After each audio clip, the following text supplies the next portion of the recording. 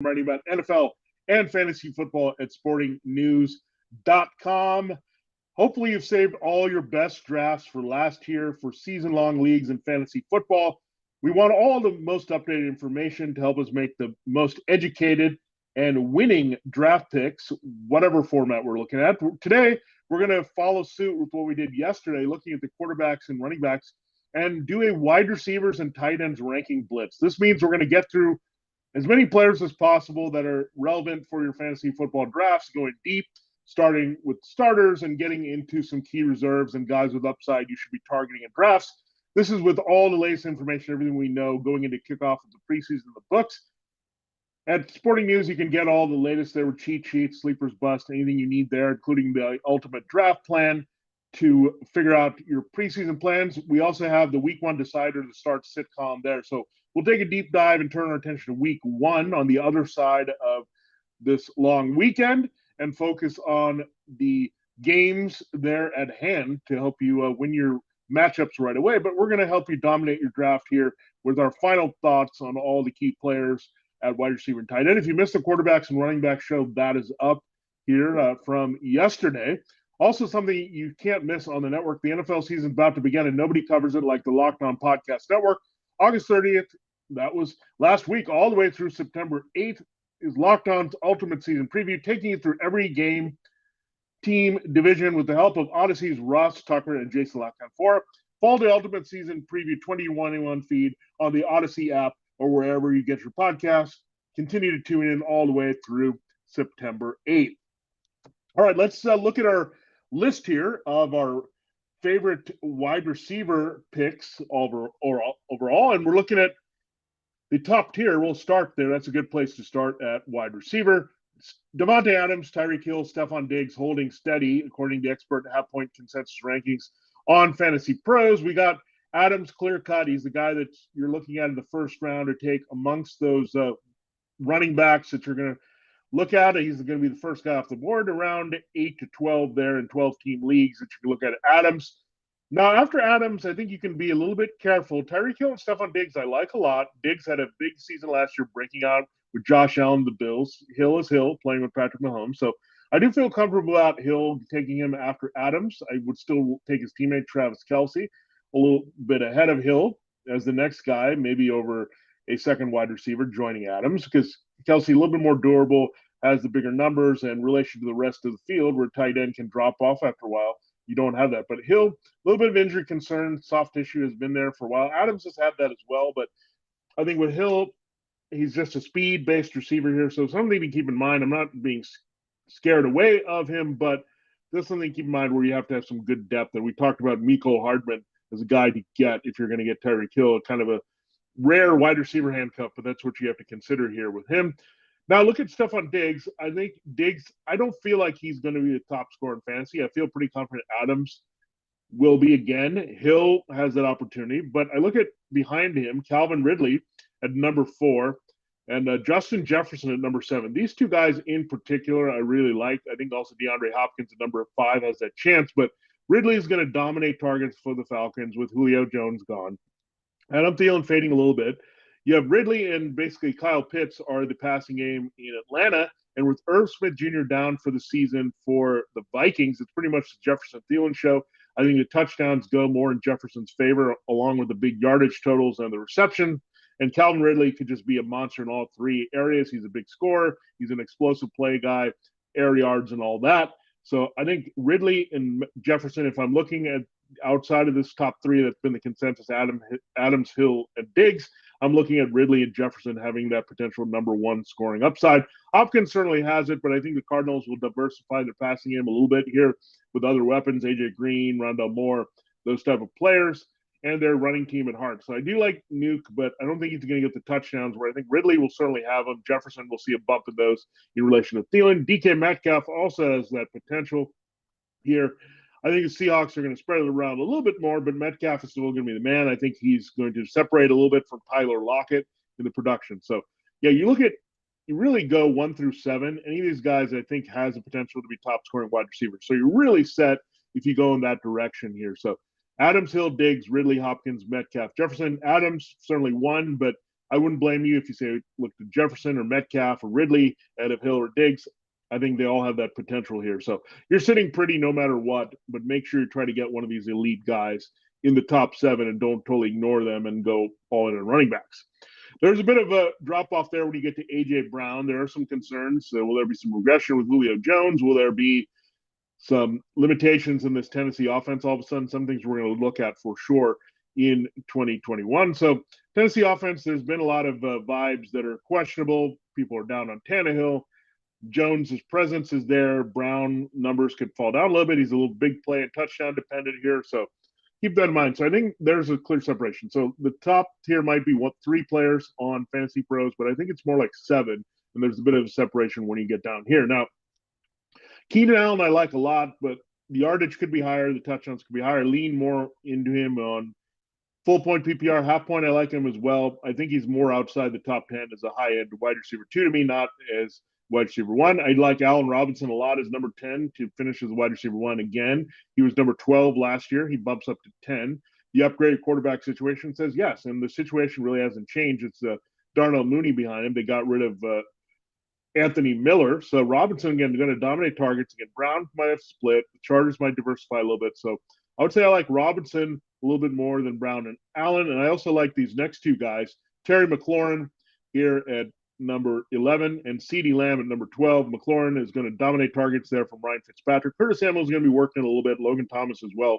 But McLaurin is still going to be the man here and have a chance for his big breakout. So McLaurin gets into the solid wide receiver 1 category. And it's between these next 2 guys. I'm really high on CeeDee Lamb. He has to share with Amari Cooper. Robert Woods also has to share with Cooper Kupp here. So I think one of these guys might be a little less in production, but in essence, you could have a tie here at the wide receiver 1 spot when looking at these guys. Lamb certainly is going to line up all over the field, make big plays, first-round pedigree. I think he's the best overall receiver over Amari Cooper, who's going 16. They're 15 and 16 in the position. So Lamb, a little bit of separation there, a little bit versatile, and can line up everywhere and produce. Cooper, his star's been fading a bit. Partly he's coming off an injury here and surgery. Lamb is the fresh face and the potential go-to guy as he expands his role from the slot. Robert Woods, I think, is going to be big with Matthew Stafford. His inside-outside versatility, his ability to stretch the field, that's underrated here. So Matthew Stafford helping Robert Woods score. So that kind of might keep you off. Again, Cooper falling a few notches below Lamb. And it's also faded Evans and Godwin a little bit. Mike Evans and Chris Godwin, the Buccaneers duo, they're at 14, 16. They're in that range with Amari Cooper. And with that situation, I think you just say there's a lot of mouths to feed. You have Antonio Brown is going to be a factor as well. Rob Gronkowski in the tight ends, Gio Bernard out of the backfield. So something to keep in mind. I wouldn't totally downgrade them, but I think they fall in perfectly as solid wide receiver 2s once that top tier of maybe solo receivers are gone. Again, Lamb and Woods, I like them individually in their situations. They're to separate from Cooper and Kupp, and I don't like that as much with Brown separating from Jones there in Tennessee. Evans, Godwin, pretty much even in their production here. So, again, if you like Evans and the touchdown possibility, there's that. Godwin probably will have better chances to lead the team in catches and yards over Evans. So something to keep in mind. But the touchdowns could be the great equalizer once again with the Mike Evans catch radius and trusted touchdown scoring ability for Tom Brady. Next player I'm off. I'm not interested in all. DJ Moore. I think I'd much rather have Robbie Anderson on the board. We'll talk about him in our second segment where Robbie Anderson's going, but I'm not investing a wide receiver 2 pick in DJ Moore with that ugly quarterback situation with Sam Darnold. He's big play dependent. Teddy Bridgewater is a better quarterback at this point than Sam Darnold, distributing the ball to wide receivers. So being wary of taking more. Julio Jones as well. He's an older wide receiver. We talked about it with the hamstring and other soft tissue issues in his past. So Moore and Jones not interested there. Kupp and Lockett, if I had to go 19 and 20, I think I still go Kupp because there's less mouths to feed there with the Rams, where they're going to focus a lot on Woods and Kupp with Matthew Stafford. Tyler Lockett certainly is headed for a bit of regression as they use the tight end a little bit more. Third receiver, Dwayne Eskridge, very redundant skill set with Tyler Lockett. So this could be the season Lockett fades. Feel more comfortable with Kupp there versus Moore, Jones, and Lockett to round out the top 20. Now, what do you do with the Steelers receivers? We'll take them as a whole next year. Deontay Johnson at 21. You got Chase Claypool with a big upside at 25, and Juju Smith-Schuster at 32. So Half point PPR for sure going to Deontay Johnson, best well-rounded receiver, can do a lot.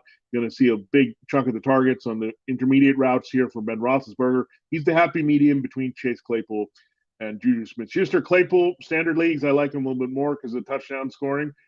I think you'll get a lot more involved where we can trust him also in half point PPR. Full point PPR, I think you have to go with Johnson because of that, because Claypool's not necessarily going to get the downfield stretching volume with Ben Roethlisberger. With standard leagues, there's a strong argument where I would take Claypool over Johnson because of the scoring potential, big play potential that can really make up the production fast when you're not counting up the receptions. Now, you look at Juju Smith-Schuster down to 32. I'm only interested in him in the PPR leagues, to be honest with you. I think Johnson is a guy that's going to run routes all over the field. I know his role is defined. Claypool is a big play and scorer. Where's Juju Smith-Schuster fit in other than being a slot option here? You signed a one-year deal. I think the future with them is Johnson and Claypool on the outside, and Juju not interested in any league other than full point PPR as a wide receiver 3. At number 22 is Adam Thielen. This is a natural fade, and Thielen was undervalued last year because people were worried about the age, but I think this is more natural. Justin Jefferson down up at 7. You have Adam Thielen at 22 here. So look at Thielen, the touchdown regression. You're not going to have 14 touchdowns again. You take that away, you even get it to half, which is still very good at 7 scores, and Thielen is a different type of score, falling more into wide receiver 2-3 borderline there. So I think it makes sense to look at him more as a wide receiver 2 this year. Temporary expectations, because scoring, we know, is very hard to duplicate at receiver because a lot of things have to break for you from one season next. And again, it should correct more to Jefferson being the busier touchdown guy. All right, one more debate. You look at T. Higgins at 23, Jamar Chase at 29. You have Tyler Boyd at 33. I like Boyd right where he's ranked there as a good value wide receiver 3, working the slot, even in half point. I think he's better for what the Bengals want to do than Smith-Schuster is for the Steelers. So I like the value of Boyd. I think T. Higgins a bit aggressive, taking him inside the wide receiver 2s.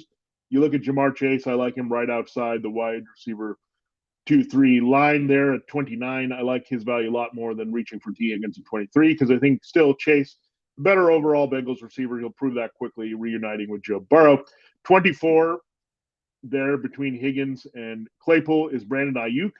A little bit more buyer beware with Ayuk just because of the injury issues. It looked like Deebo Samuel is a bigger factor, George Kittle as well. So Ayuk, the durability is a bit of a concern with him for sure after last year and the rookie year having some issues.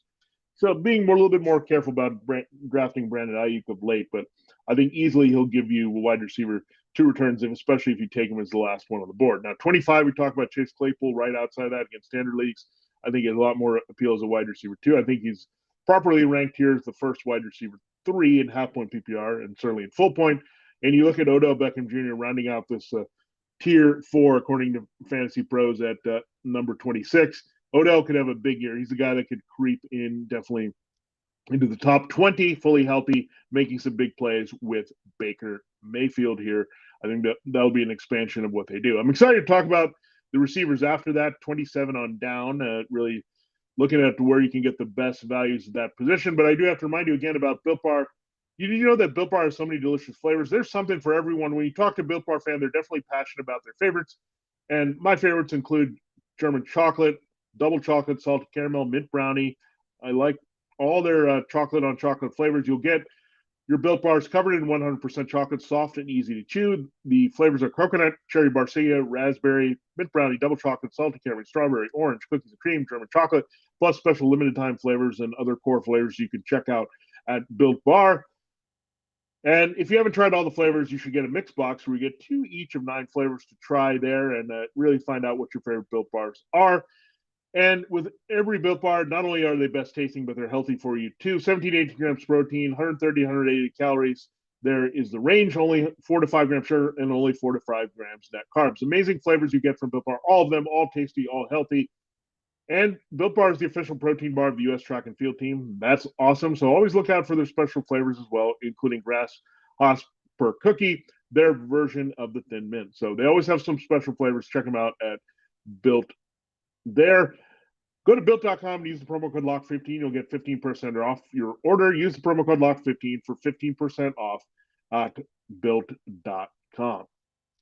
We'll be right back here right now to break down the rest of our wide receivers. And let's look here. Jerry Jeudy comes in at 27. A lot of appeal for Jerry Jeudy. He's been climbing up the charts here for the Broncos as soon as Teddy Bridgewater was named the starter there in Denver. He's the more short to intermediate guy. He's a crossing routes guy. Helped Robbie Anderson and DJ Moore produce very well here. So Jeudy over Cortland Sutton for sure. Sutton coming off a knee injury. I think you really need Drew Lock and that big arm to get Sutton to help get his field stretching abilities there. A little bit more touchdown dependent now that we go with this more short to intermediate thrower and not as good of a deep thrower here in Teddy Bridgewater. So Jeudy over Sutton, not even a question. You'll get the better return for Jeudy. I think Sutton drops more to flex to me, while Jeudy can climb up more into wide receiver 2.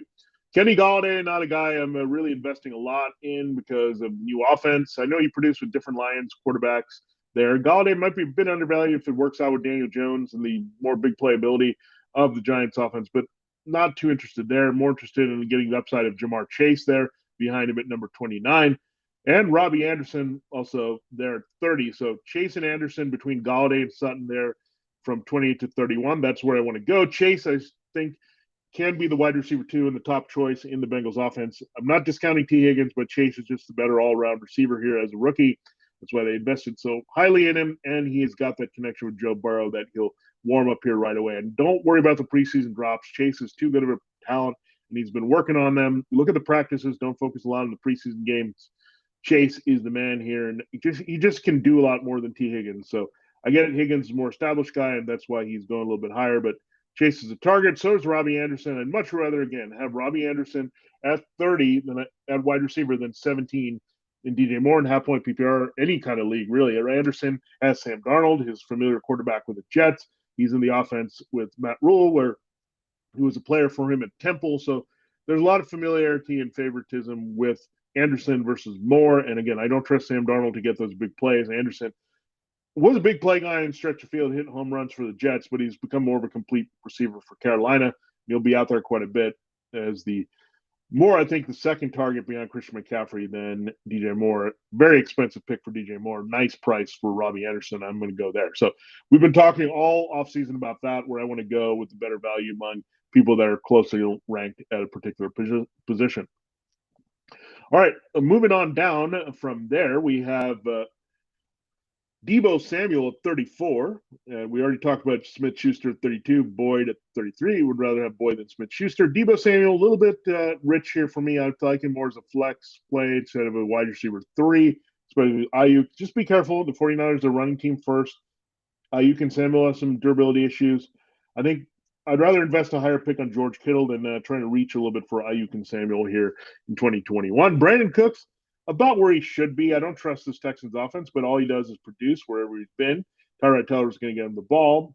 I just don't know if the opportunities are going to be as consistent there for Brandon Cooks, but he's good enough, solid. He's the Texans' number 1 receiver. He's going to get plenty of volume to like his wide receiver 3. Corey Davis, I've been on Corey Davis all along here. Now all of a sudden, guess what's going on with Corey Davis? He's a wide receiver 3 because I thought Zach Wilson, Corey Davis had a good connection. Keep in mind, Corey Davis was wide receiver 29, a half-point PPR as the secondary Titans receiver last year. So he broke out finally as a top 5 pick out of Western Michigan. He makes a transition with a nice free agent payday and immediately has good chemistry with Zach Wilson. So, yeah, we talked about trying to get Sutton or Smith-Schuster, even Tyler Boyd and Deebo Samuel to some degree. They're like, do you want to reach for a player that has limited capability there and it's not his team's number 1 target, or do you want to go for someone outside with a good quarterback situation, good offensive vibes in Davis that has a history of producing here of late? You can't. I think Corey Davis just reminds people of early bustdom, but he broke out in a big way for the Titans, and that's why he got signed, and that's why I think he'll be a key receiver for the Jets. Now, when we get outside of the wide receiver 3s, let's just go if I like him or not. Antonio Brown, I do like that value there at 37. Will Fuller not touching with his suspension and injury history there. Devonta Smith is a good value there for sure outside of the top 36 as a wide receiver 3, but don't sleep on Jalen Reagor, who's going at 61 there, because Reagor and Jalen Hurts had a pretty good chemistry last year. I do like Devonta Smith, but no more higher than a wide receiver 4. DJ Chark is going down a little bit here based on what's going on with the situation. It's pretty close, but he's going to play in week 1 here. He did have a fracture in his finger and had to miss the preseason, but I still think he's the best. It's interesting that DJ Chark There's 40. Laviska Shenault Jr. is 41. And you have Marvin Jones at 46. People are trying to figure out this Jaguars passing pecking order. Again, I go for the talent, overall player that Euclid targets. I like Chark there. Really good value outside the wide receiver threes. Again, clearly defined role after these other guys. I think a little bit of a crowd that Corey Davis doesn't have, and that's why he's down at number 40. Jarvis Landry, not interested. Lower upside. You have Donovan Peoples-Jones, Rashard Higgins. The tight ends will be involved more for Brown. So Jarvis Landry, not guy that I'm drafting at all. Mike Williams, not that interested either. He's had many opportunities for the Chargers. We haven't seen them materialize all that much. They also have Josh Palmer, the rookie, coming on strong. Jared Cook, clearly stepping up as a bigger tight end factor here of late with a new deal in hand and replacing Hunter Henry. So could be another disappointment for Mike Williams. Curtis Samuel, limited appeal. He was big last year, but I think he'll need an injury to Antonio Gibson to really help his value. So again, with their receiving core, you'll see a lot of Ryan Fitzpatrick, Terry McLaurin, Logan Thomas there as well. Adam Humphries, don't forget about him working the slot there, and some big plays from Diami Brown. So Curtis Samuel has a very limited role there. Michael Gallup, I like a lot. It's because the Cowboys are going to throw quite a bit and a bit underrated. So again, Lamb going higher, Gallup going later. Very similar to the Bengals situation where I like two in particular as better values in Chase and Boyd. Here I like the two values here. Lamb and Gallup a little bit more than Amari Cooper. Again, Marvin Jones right there at 46. So figuring out the Jaguars, the pecking order will be interesting. I think Shenault has the least upside. Chark has the biggest upside. Jones is somewhere in the middle if you feel safe about that pick. Now, Michael Pittman, not a bad week one play as an alert there as a sleeper against the Seahawks, but certainly he's their best option in Indianapolis. We'll see about the volume without T.Y. Hilton early in the season. So that's why I don't trust running game oriented team, plus question marks about Carson Wentz at quarterback. So we'll have to see how that plays out. Jalen Waddle, if I was going to go with one Dolphins receiver, it would be clearly Jalen Waddle. You're not going to look at Devontae Parker at 53. You're not going to look at Will Fuller, as we mentioned earlier, at 38. But right in the middle is just right for the rookie out of Alabama, reuniting with Tua Tagovailoa. So this is a sweet spot here. 48 there for Jalen Waddle as a sleeper, and 49 Darnell Mooney. He continues to rise up the boards here as the Bears' number 2 receiver, playing off of Robinson with no Miller there. So Mooney, again, the secret's out on him being a very good value. Marcus Callaway continues to shoot up the boards here as the Saints' number 1 receiver with Michael Thomas out. Michael Thomas is 50. Callaway's at 51. So people are pretty much off Michael Thomas at this point. Callaway keeps rising his spot, but I would be careful about drafting Callaway again. It's still going to be a run-heavy team. You can't close the door on other factors in the passing game here. Callaway's a little bit big play dependent with James Winston, but again, it's good to look at a potential top receiver on his own team in fantasy versus forcing things in other situations. The Marquise Brown, same thing. I'm not big on him just because he's going to be big play dependent. Now, he can get you wide receiver 3 value, but he's going to be very inconsistent getting there in a run-heavy offense. It does help Rashad Bateman, the rookies, on IR to start. So that helps Brown and his target share here early. But again, he's boom or bust with those volatile players that are big play dependent, not a big fan of.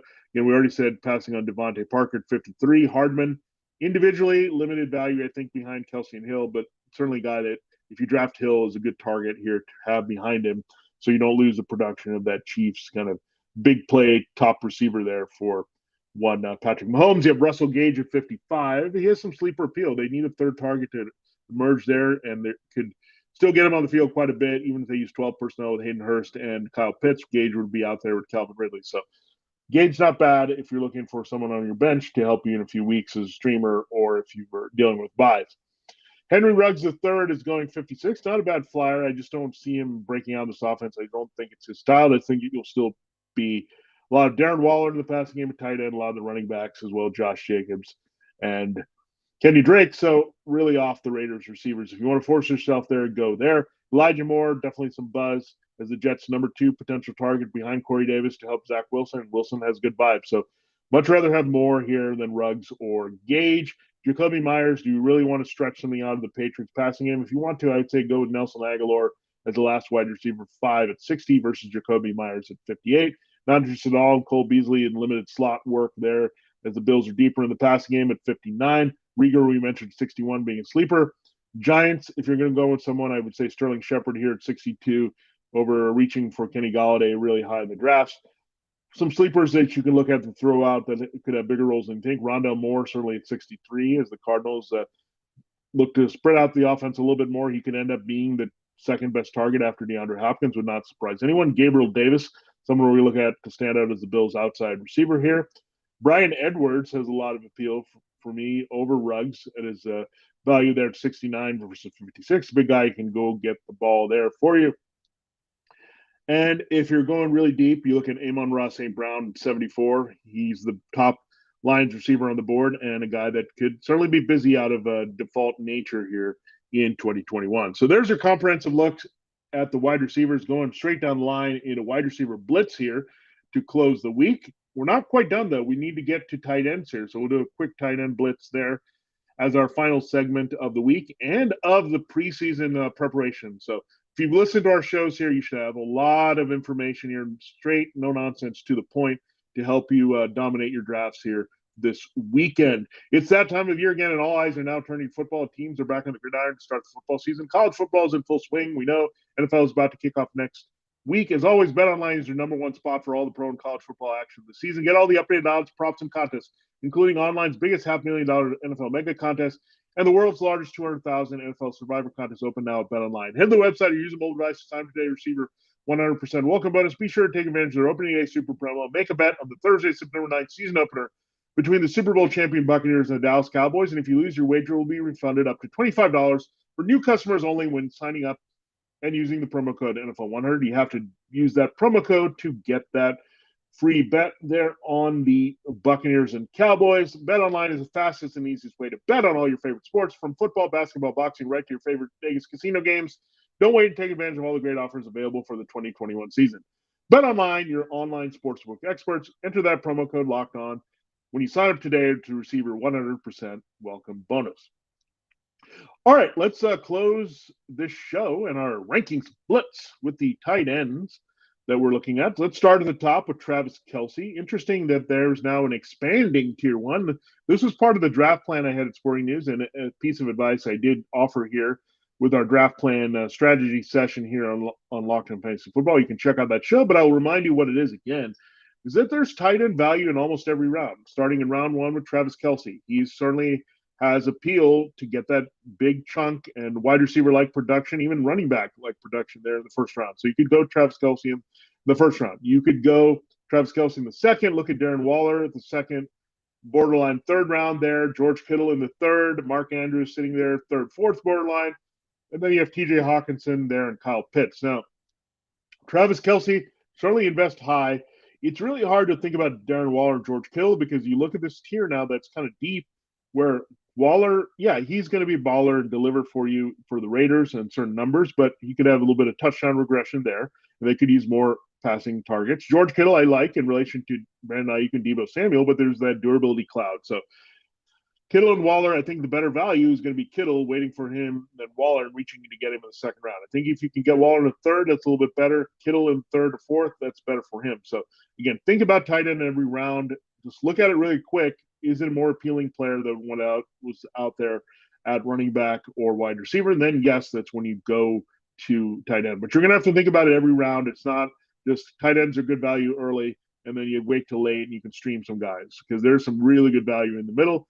Because Mark Andrews, certainly his stock going up with Rashad Bateman on the shelf here for the Ravens. He's solid, but I think you look at T.J. Hawkinson and think he has more upside. He's clearly the Lions' number one target. We just looked at their wide receivers.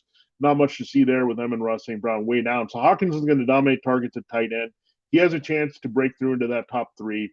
Mark Andrews, a little bit touchdown dependent there, but Hawkinson versus Andrews is close, but I really am targeting Hawkinson in a lot of drafts. There's been a lot of buzz on Kyle Pitts, but I'd take Hawkinson over Pitts at this point just because Pitts is a rookie. Hawkinson a little bit more in his prime here, looking for the big deal. And again, Kyle Pitts is going to play second fiddle to Calvin Ridley, where Hawkinson's playing second fiddle to no one in Detroit for Jared Goff.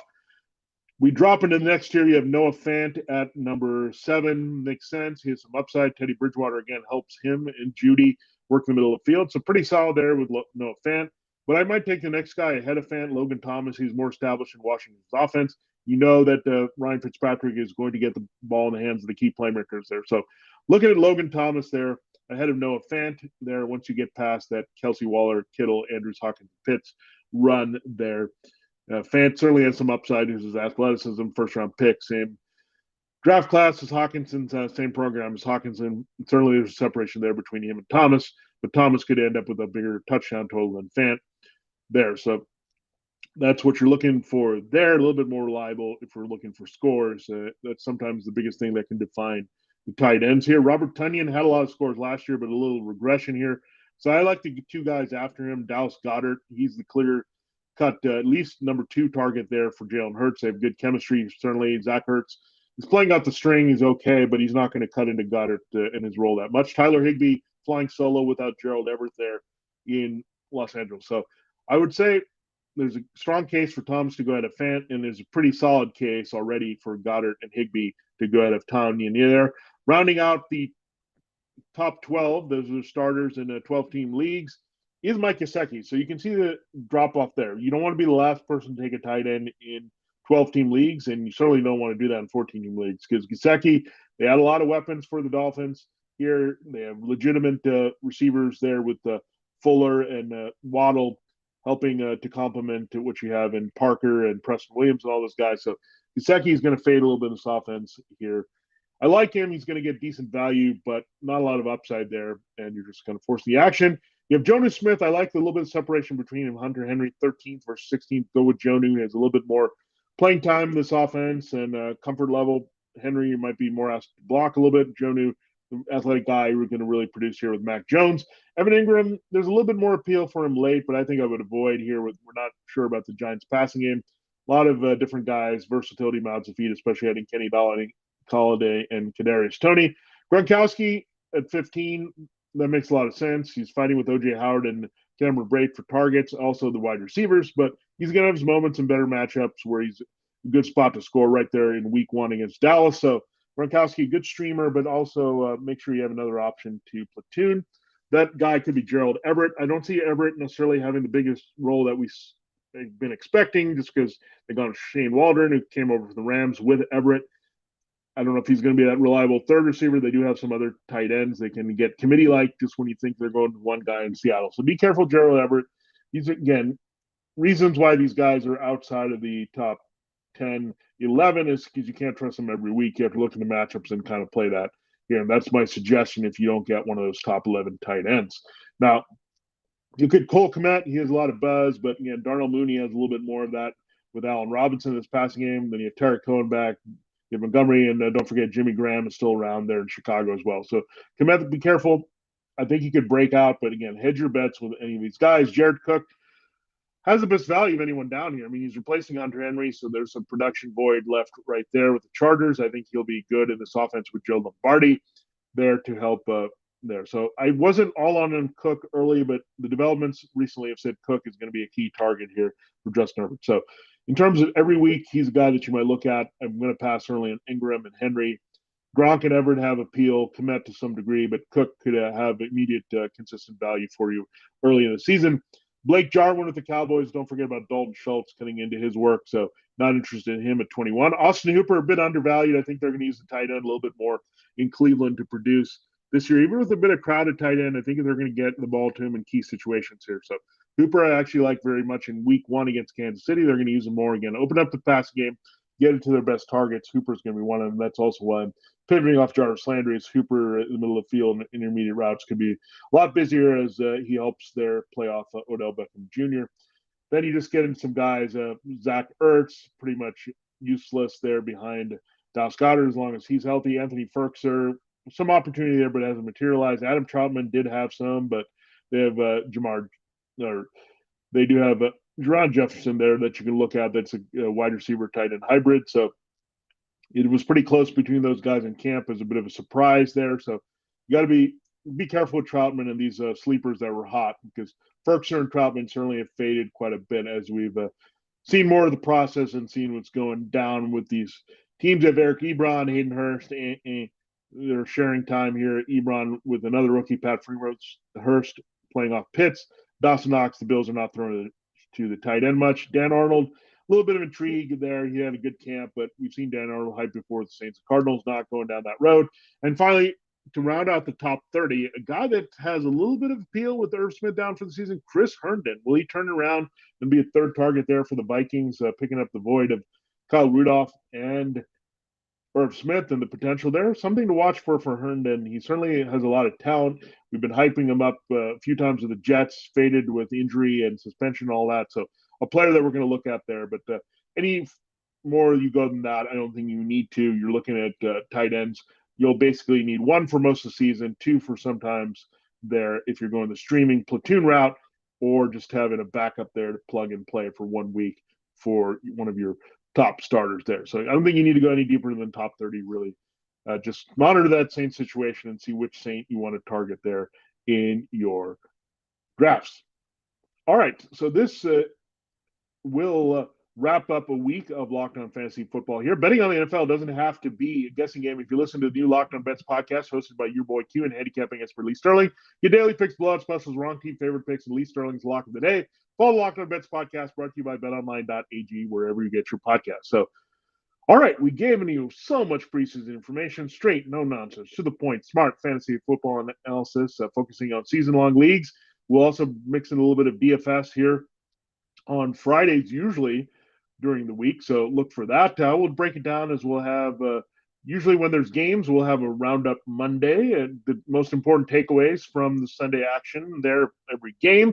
We'll do that as a warm up for the week. Then we'll go into Pickup Tuesday, where we'll have our waiver wire advice, recommendations on who to pick up across positions there. We'll have that up for you there on Tuesday. Wednesday and Thursday is a double shot of matchups. So we have matchup Wednesday, matchup Thursday. We take the first half of the games, including Thursday night, there for you on Wednesday show. Then we break down the back half all the way through Monday night there. And we look at it from fantasy football, both sides in depth, plus betting, looking at the spread, over, under, and all that, and making game picks with those as well for you. So a little bit of everything you get there in the week. And then we round it up with a lineup Friday where we look specifically at DFS, so putting those players in the blender, see that comes out for your best possible lineups, whether you're playing cash games or tournaments there in the various game platforms you can play in daily fantasy sports. So we got you covered from season long to daily every week. It's a progressive we call Locked On Fantasy Football during the regular season. So Monday through Friday,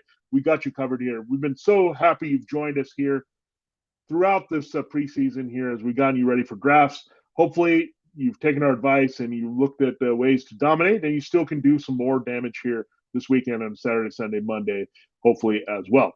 For Locked On Fantasy Football, this has been Vinnie Iyer. Have a great long Labor Day weekend. We'll see you on the flip side as we turn our attention to week one of the 2021 NFL and regular fantasy football season.